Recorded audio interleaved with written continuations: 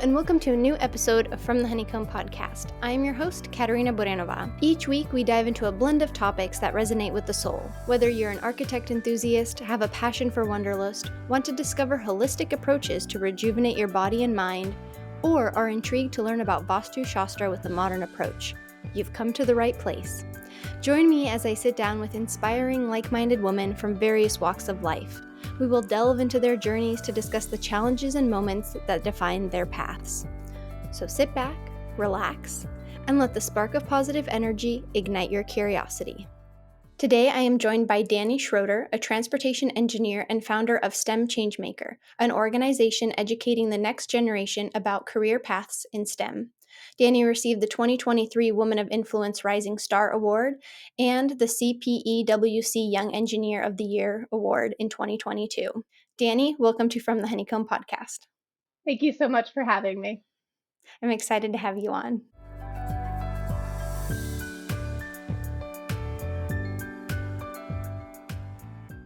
And as you know, we begin every episode by sharing something that we are grateful for in the present moment. So, Dani, what are you grateful for? Yeah, right now I'm especially grateful for my supportive partner. He's always cheering me on to achieve my goals at work and beyond, as well as helping me with whatever he can when it comes to my STEM content creation. Oh, that's incredible. It's so important to have that support network, especially in your partner, because the time it takes to work on these side projects, it's not just your job. Having someone who supports you, it makes all the difference. And I think you're going to succeed even more having a supportive partner. Absolutely.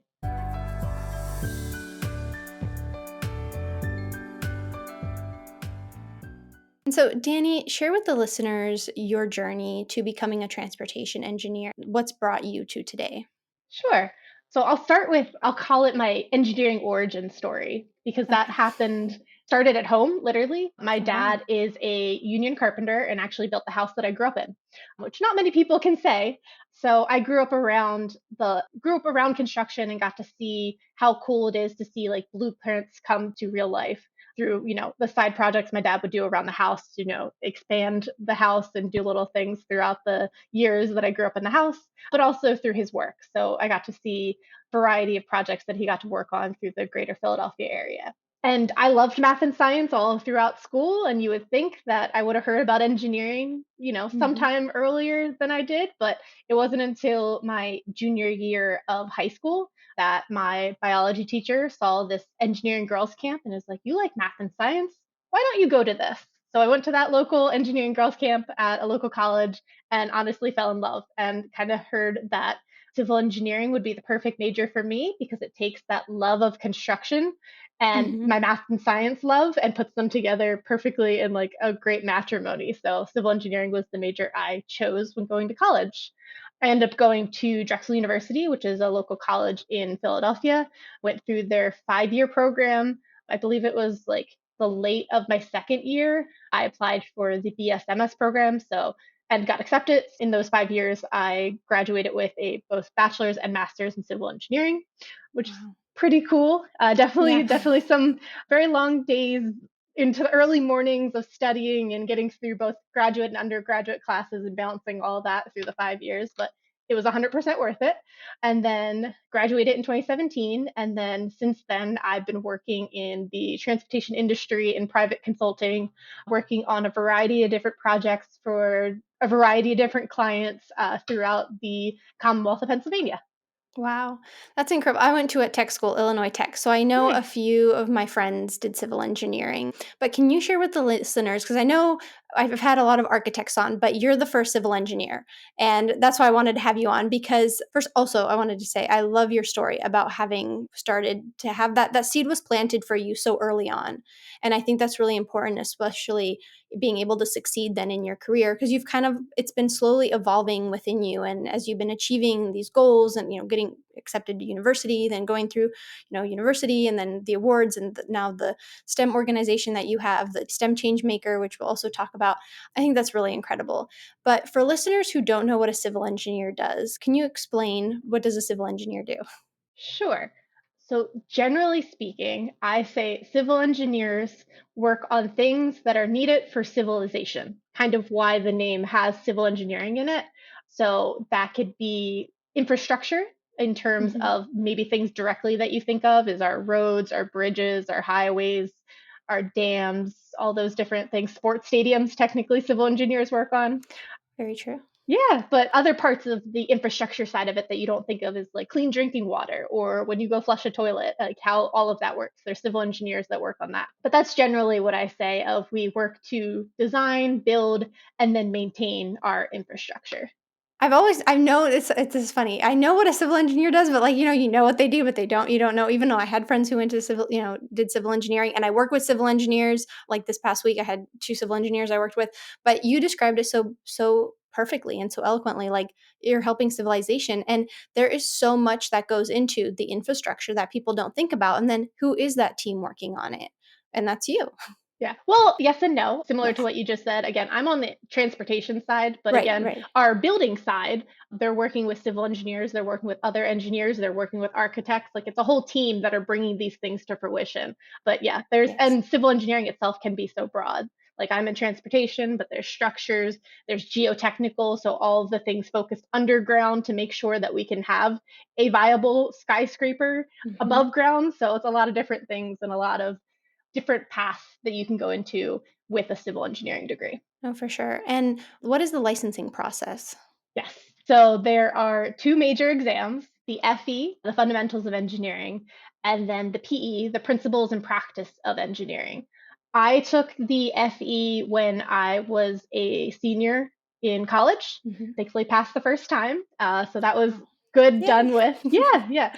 And then graduated college. And then once I graduated from an ABET accredited school, passed the FE, then I can apply to be an EIT or engineer in training or EI, engineering intern. It really just depends what location, what board you're applying to become that. So once I graduated, applied, became an EIT in the Commonwealth of Pennsylvania.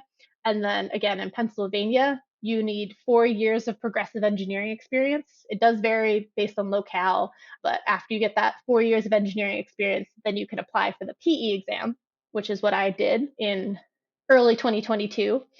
And then you get approved by the board in Pennsylvania, and then I sat for the PE exam.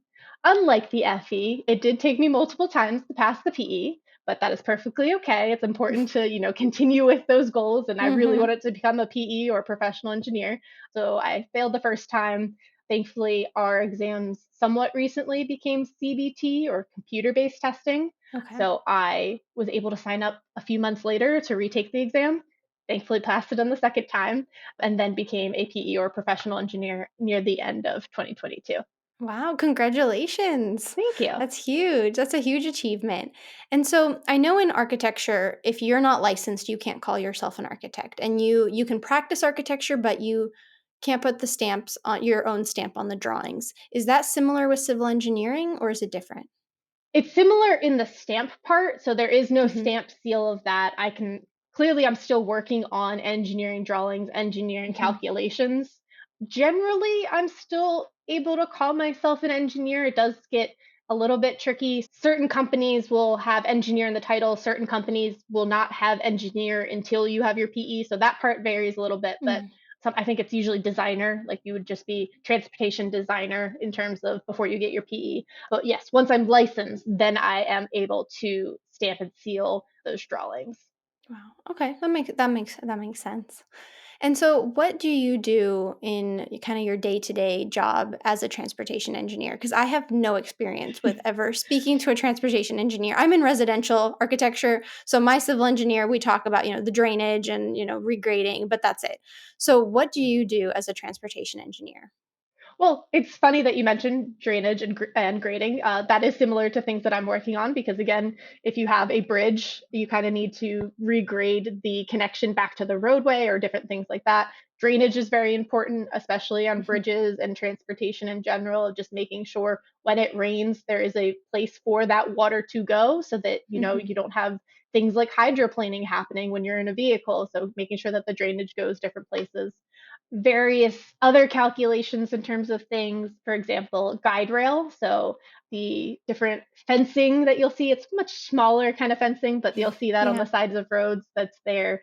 Just hopefully never have to have that being used, but it's there if a car goes into it, because it's supposed Hmm. to try to keep you from not going, again, if we're on a bridge, not going down onto the road below or whatever is down below. So different things like that. But again, drainage, traffic control. So when we're actively doing things for construction, you have to put together traffic control of, hey, we may be shutting down one of two lanes in this direction, but how are we going to do this safely? And how are we safely going to communicate this to our drivers of, hey, the lane's going to shift or something of those kind of things. So just a variety of different things that I'm working on. And it really, really depends what projects I'm working on. The fun part of my job is that every day is a little bit different. Like, I don't know if I necessarily have a typical day. Sometimes I'm working from home, which is where I am now.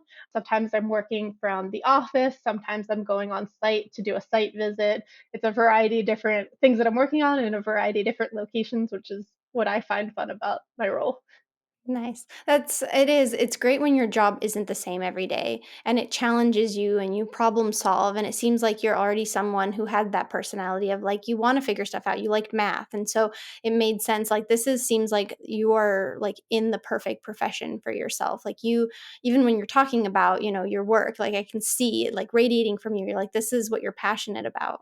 Yeah, and that's a great point. I know we're going to talk about like STEM outreach a little bit later, Yes. but whenever I do STEM outreach, I do like to talk about math and science, because you do kind of need to like math and science to get into engineering, but you don't need to be the best at it.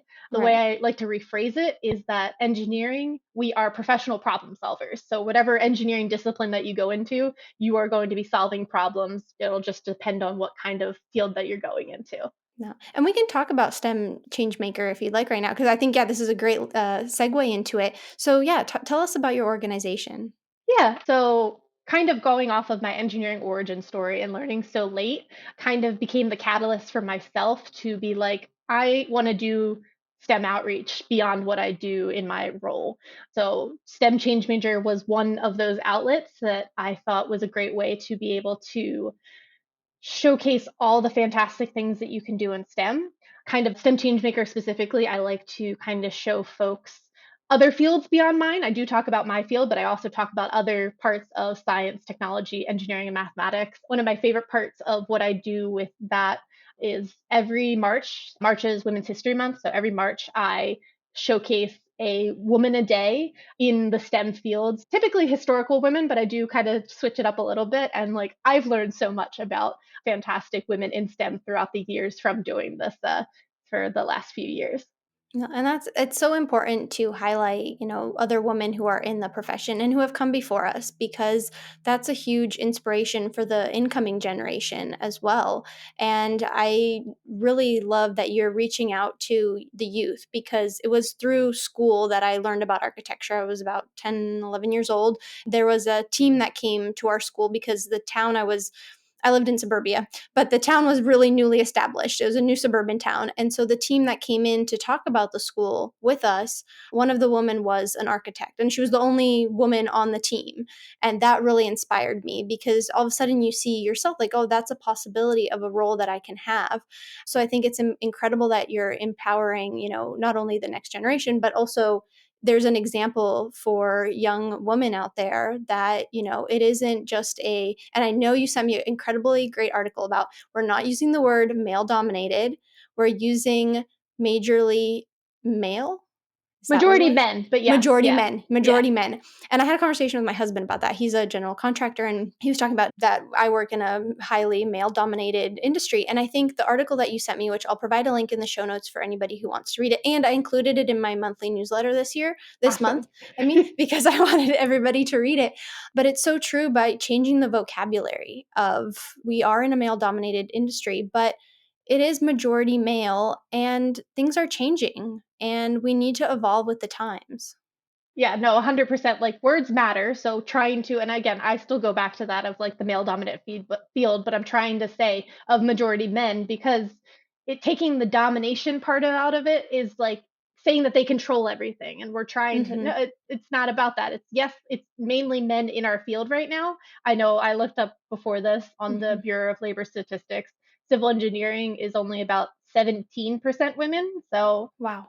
it's a little low, Yeah. but by saying majority male, it's more of the circumstances that you're in, not the control part of it, which is kind of a nice part. But yeah. And then going back to what you were talking about of the STEM outreach side of, I 100% agree with that, for the fact of you can't be what you can't see. So seeing a woman architect or a woman engineer, and those students seeing that as young as 10 is like, I can see myself in that field. And it's a little harder when you don't see someone that looks like you in that field.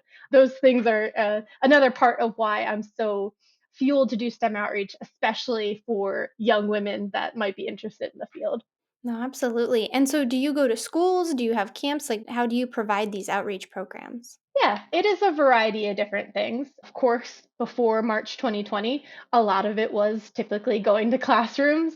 That has come back a little bit, but some of the things I've done virtually, and even through 2020, it kind of got a pivot in terms of how even teachers would have certain things. Like I've zoomed into a classroom, they were back in person, but they weren't having any outside visitors come in. And I read them a story, Rosie Revere engineer, and then answered questions about what I do as a civil engineer. And that can still be impactful itself. I think I had generally the same kind of setup. And one of the kids asked me about my background. And if you can see right there, I have a Mm-hmm. hard hat sitting here, Yes. and a few other things. So I got to actually talk to them about having my hard hat, and I had my PPE. I actually had the vest off to the side. So, like, honestly, it was kind of perfect that it was virtual because I don't usually Hmm. bring a hard hat or, my Yeah. high visibility vest with me. So it's kind of led to things like that. But beyond classroom visits, we have a local STEM museum that I'll use, or science museum that I'll frequently volunteer at, that they'll do like tabling events, and then a variety of different things in terms of virtual STEM outreach as well. So it does definitely vary. No, and that's incredible. Like I said, I think the outreach program and letting know the next generation, there is so much out there that you can do, and the possibilities, especially for women now. I mean, it's incredible. And so I think you are paving the way for so many future engineers and anybody who wants to do STEM. So I think you're doing great work. Well, thank you. You're It's not, and it's welcome. not just me. I mean, I have Yeah. a fantastic group of folks that I work with, especially so like locally, ASCE, Philadelphia, YMF, or Younger Member Forum. I frequently volunteer with them, where there's two people that are the awesome co-chairs that are leading it right now, that are setting up these classroom visits or different things like that. And they're always just looking for volunteers. And of course, I raise my hand as much as possible for those. So it is other people that are setting up some of these fantastic things, and I'm just helping them with it. But all of it's important. And it's great networking as well, which is one thing I think also, like you mentioned, coming out, in 2020 and then everything being online, being able to connect with others in person. And you never know where those relationships are going to go. And I think that even just within and of itself, it's good practice to network. I found now that I work for myself this last year, I have found that networking has been a game changer for me business wise, but previously I hadn't really networked. I never really, put myself out there. And so I think you're already setting yourself up for whatever path you may take in the future, you're going to have this network behind you. Oh, for sure. Yeah. I mean, I've definitely seen it. It's a little bit easier to talk about networking when it comes to professional societies, only Hmm. because, like, when I was a student, I went to some of those YMF events as a student. And, there's maybe like 20 people on that board. And of the 20 people on that board, maybe they worked at like 15 different organizations. So, like, I Hmm. was making connections with all of them. And, when it came time to looking for that first full time job, I've already built that connection with them. So it was like an easy of, hey, I'm looking for a job. Do you know any open opportunities? Where I think, I forget who made this analogy, but it was something along the lines of like, networking is like having plants or like growing a garden. It Mm. takes time for that plant to grow over time. It's not going to blossom immediately. So you got to put some time and effort and sunshine and water and all of that Yeah, into yeah, growing a yeah. flower or growing plants, and similar with networking. That is so true. That is a perfect analogy. Because I was just talking to someone this past week about, the efforts you have to put into networking and being part of a club. And you can't expect to, show up to one meeting and have a network of people to work with. Like, yes, they'll welcome you, but you also have to put in the effort. It can't just be a transaction. It has to also be you putting in that effort of, I want to get to know people. And then it becomes more organic. And like you said, like it's growth, like a Yeah. plant. And random tip that kind of goes with networking of, I Yes. don't I'm an introvert, so networking can be a little bit intimidating for myself. So Mhm. especially when I was getting very used to networking or going to different events, I would volunteer to help at the events. So like even just, Mm. saying, "Hey, do you need someone to run your name tag table?" which is honestly a perfect part of the networking because you get to see Hmm. people's faces and put a name to a face with the physical name tag. That's definitely helped me get more comfortable with networking because, I'm there for a specific job too, but then I'm also still doing networking. So if you are an introvert like myself and you're trying to get into networking, see if you can volunteer for an upcoming event in doing something like that. It definitely has helped me get better at it. That's great advice. That's great advice because it is. You just start small and you're right. I mean, the name tags, that is the perfect place. Plus, you meet them right away and then you can see them Exactly. later on. So that's very smart tool, very smart tool. I want to go back to kind of what you do at work. And I meant to ask this question earlier, and this may be like the silliest question, but I'm curious. So you talked about traffic control and you're designing roads and where the guards are and stuff. Are you the one who decides what mile per hour it is on the road? So, to a degree, again, a lot of times we're not building new roads. We're going, and again, of like, as I talked about civil engineering, we're maintaining, designing, and maintaining that more important part, maintaining of our infrastructure. So, a lot of times it's really the same of what is already out there. But we do more of our traffic engineers within transportation, more focus on things like that. And they'll do like speed studies or different things like that based on because the speed comes with a variety of different things. It's how curvy is the road, I'll call it, because Mhm. you've got your horizontal alignment, so up and down as you go kind of up and down hills. Sometimes you probably don't feel it, but like grade up and down, as well as well, that would be vertical, and then in horizontal you can go left, right. So that kind of varies on in terms of what the speed limit would be. But yes, generally that is in our field. A lot of times it's already established, but we can do things like speed studies, traffic analysis to see if that speed study or speed limit should be changing in the future. Interesting. I was thinking about it. I was like, who does decide like what the speed limit is? And then as you were talking, I'm like, this sounds like the department of a civil engineer is like someone who will figure out and calculate what the speed should be because I drive fast. So and I'm from California where even though the speed limit is 65 on our freeways, everybody drives 85. So I was wondering where that all came from. But so it's interesting. And there is just so much that the day-to-day driver doesn't think about, that how much thought goes into it, and especially, and you bring up the point of maintaining, and that kind of makes sense because you're on the East Coast. More of your roads, I would say, are existing. Some parts of California, we still have a few new roads coming in. I know a lot of roads are being maintained or like revitalized right now, especially when it's like the off season, not summertime, so not everyone's at the beach. Mhm. And so a lot of work goes into it, and I think a lot of people don't recognize just how much work it is to maintain the infrastructure, especially of cities, and keep the traffic flowing. And we are a country that is focused heavily on driving cars. And so it is a huge aspect of our day-to-day lives, and we don't think about what is all involved. Yeah, going back to yes, of civil engineering, a lot of I will say the general public takes a lot of what we do for granted. Again, they expect the road to be there. When they go to the bridge, they expect the bridge to be open and working and a lot of different things like that. So yeah, a lot that we work on is taken for granted, but it's very important to, our daily lives. No, absolutely. And then, so most of the work that you do then, would it be through the government, like the Department of Transportation for how does that actually, I've never asked this question and I'm kind of curious, like, Yeah. how does that work? Do you work with the government or is it private companies? So being on private consulting, yes, it does vary. We have a variety of clients. One of our major clients is PennDOT, and they have specific standards that we follow and we go through a specific process. But usually what it is on private consulting is they put out a RFP or request for a proposal, and we submit proposals and we say, okay, this is the anticipated team that we're going to have on this proposal.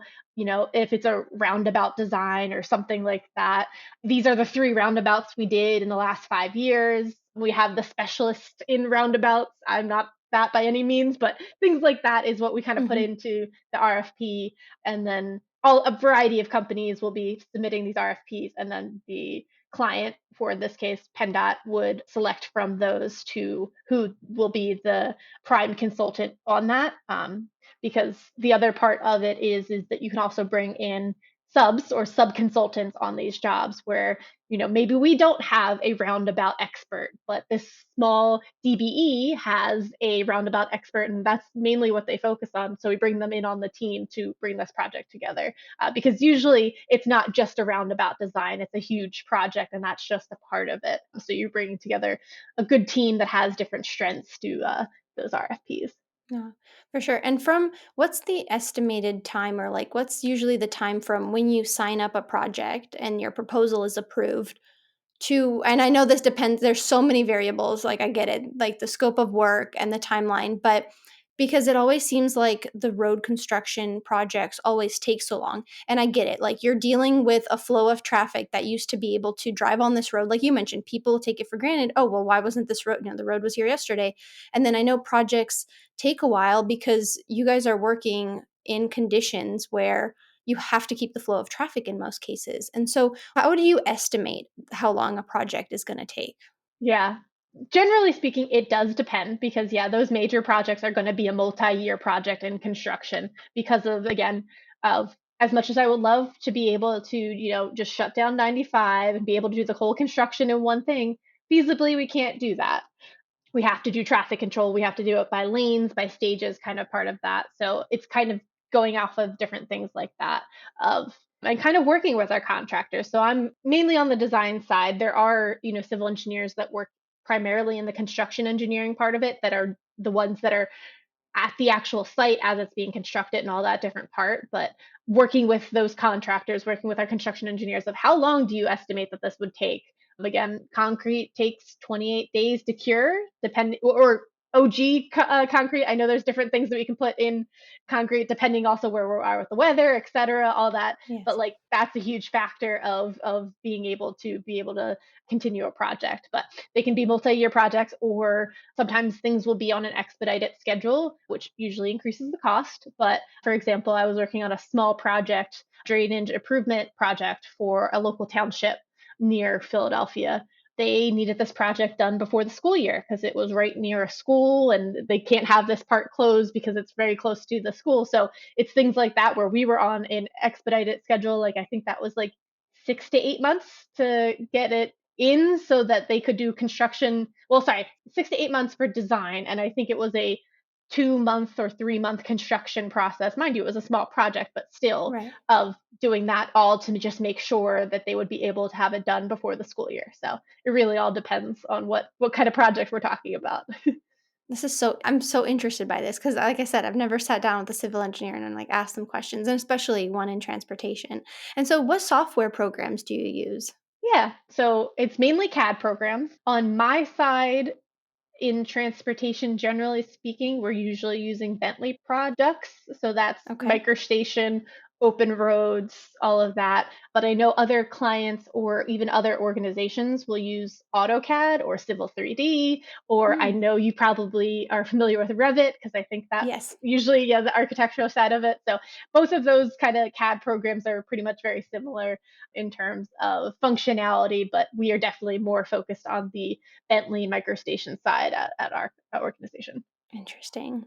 And then here's a question I've been asking anybody and everybody lately is how is AI coming into your field?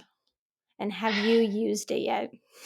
I have not used it yet, which the funny thing is, Mhm. I have not used it in my field yet, but I would say like the number one question I get when I do STEM outreach events now of like how Yep. AI can be used. I'm sure it's going to come into more process sooner than later, but I haven't been Mhm. using it yet, but like I do see that it's going to have some capabilities to help with things or hopefully, we're still doing the data. Let's say geotechnical, for example. Like we're still going out, we're still doing, the different testing and such, and maybe using AI to help us craft our communication in terms of the report of Mhm. how we put this together in terms of communicating what needs to be part of that AI could be helpful for that. I know there's still some bugs that need to be worked out in terms of AI. Like I've used it more personally. Yes. I've used it to be like, hey, plan me a trip for New Orleans, a 3 day trip in Mhm. New Orleans of these different things. And it does well in terms of that. Mhm. But like, I definitely remember it saying, like, do breakfast over here and then lunch here, but then go back here for Oh, dinner. So like it wasn't perfect in terms of like it was a little silly of certain things yeah, like yeah, that. yeah. So like again, bring that to the technical side. I'm sure it's still got some bugs to work out and it's not a something we can heavily rely on yet, but I do see that there's going to be hopefully some uses for it in the future so that, we can focus on the important parts of the design Hmm. and still have some of the like more meticulous work be done through that in the future. No, you've perfectly described how AI is coming into like your field, and I can kind of like echo that with architecture. Is we know it's coming, it's going to help us. It's not going to take our jobs because there's still so much that we bring to the table, but having AI help, especially with like reports, and for me it's for renderings. Like I've started to experiment with some of the rendering software because I just work I'm a one woman show, it's my company, and renderings take forever. But here I was able to take something I built in 3D without any materials, put it into an AI generator, and within 10 to 20 seconds, I had three versions of a rendered product. Once I fed it like Nice. information, like Yeah, here's the material, roof material, I want it to be stucco, here's what the background looks like, whatever. It's, 2 o'clock in the afternoon, sun studies, I located it in the world somewhere, but it took 20 seconds rather than having it outsourced and taking, hours and multiple days. So I'm seeing it as a tool to help me because I can't do everything. So I'm thinking about outsourcing it to AI because it is so quick, which I know but it's something I'm experimenting with. And it sounds like you've even on the personal front, I agree. It's so much fun. Like ChatGPT, I love ChatGPT. Like I use it almost daily at this point, but for efficiency, like it is so efficient. It helps me write emails. Like I'll sit down and instead of taking 30 minutes to draft some sort of precise email about something, I drop my what I'm trying to say into ChatGPT, and then I extract what I still make it sound like myself, and then I extract it. And then but it takes half the time and then I can move and I don't have to charge my client 30 minutes of emails. It's 15 minutes and then I move on to the next task. exactly. And you gave a perfect example of like the rendering example of AI is helpful, but right now it definitely still needs our expertise. It needs to be Yeah. spoon fed some, direction. It's not perfect, but it's yeah, making those tools work for you. AI is a tool that can help you, be more efficient with things moving forward. But yes, I'm saying I need to write this is the purpose of the email. Write me the email. That's an excellent way to be using it. No, for sure, for sure. I haven't thought I have heard of people using it for trips. So I think I'm gonna do that for the next trip just to see like what it kind of comes up with. I like that idea. That is true. And it's funny that you mentioned that that's the number one question you get asked, especially I think with the incoming generation, the next generation, they are gonna be so heavily based in technology. Because did you do any sort of hand drafting? No. You don't no, you probably wouldn't, would you? No, because I know, like, by architecture, I still hand drafted, but less and less people are hand drafting. So but you wouldn't have hand drafted. No, we didn't do any of that. I definitely saw some various models of our architecture as well as our architectural engineering folks during school doing different models throughout the time. But we did a little bit of CAD in terms Okay. of college, but yeah, no hand drafting in terms of that. No, no, that makes sense. No, that makes sense. You've gone digital.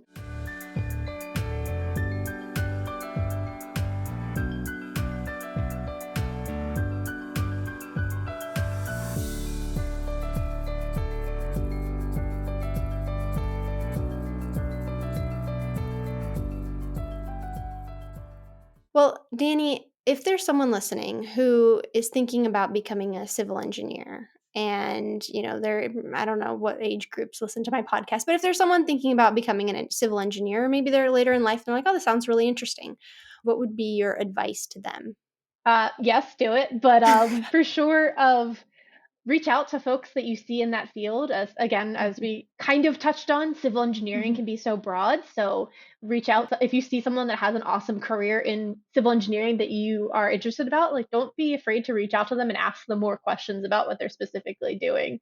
I know I've already mentioned this before, but especially for our younger audience, while there is a lot of math and science to what I do, and you kind of have to like it, you do not need to be that A+ student in math and science. That I know some fantastic engineers that are not the best in math and science but still make excellent engineers. So don't let that hold you back in terms of wanting to become a civil engineer.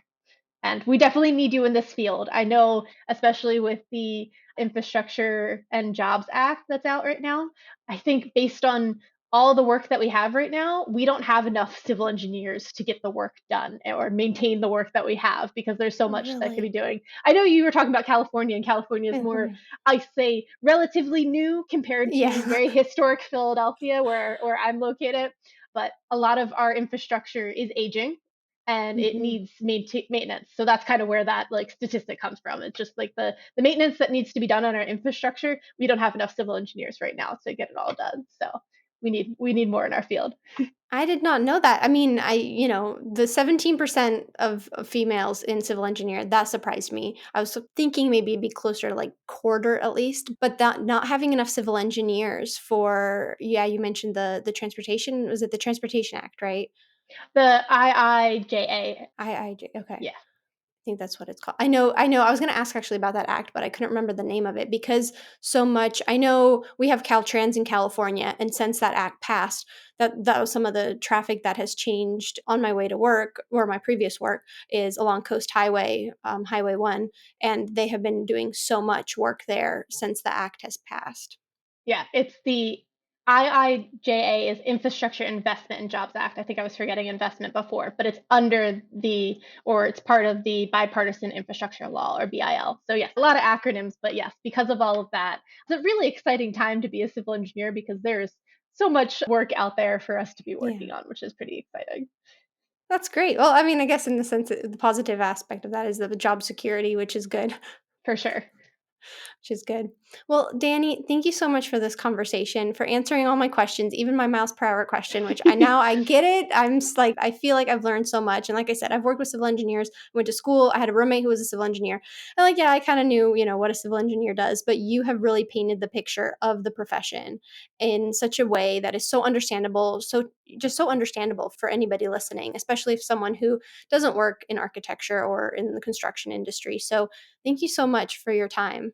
Yeah, thank you so much for having me. I absolutely love this conversation and love to answer questions about civil engineering in general and what I specifically do as a civil engineer in transportation. No, and I can tell, like, you are very passionate about being a civil engineer, and just like I said, you radiate when like you talk about it. You're definitely passionate. So I really appreciate you taking the time. And where can listeners find you? Yeah, on most social media platforms, I'm at Dani the Engineer. Perfect. I'll provide links in the show notes, and I'll provide a link for your STEM Changemaker website as well. Awesome. Thank All you. right, Dani. Thank you so much. Bye. Bye. Thank you for listening to this episode of From the Honeycomb podcast. As we conclude, I want to express my gratitude for joining me in today's episode. I hope you have found it insightful and inspiring. If you enjoyed today's episode, please take a moment to rate, review, and click that like button so you never miss an episode. And don't forget to share this with your friends. You can follow me on Instagram at From the Honeycomb Podcast, and you can also further your support of From the Honeycomb by visiting the Patreon link provided in the show notes. Your contribution helps make more episodes possible. And lastly, don't forget to subscribe to my monthly newsletter, A Spark of Positive Energy, that comes out on the 7th of each month.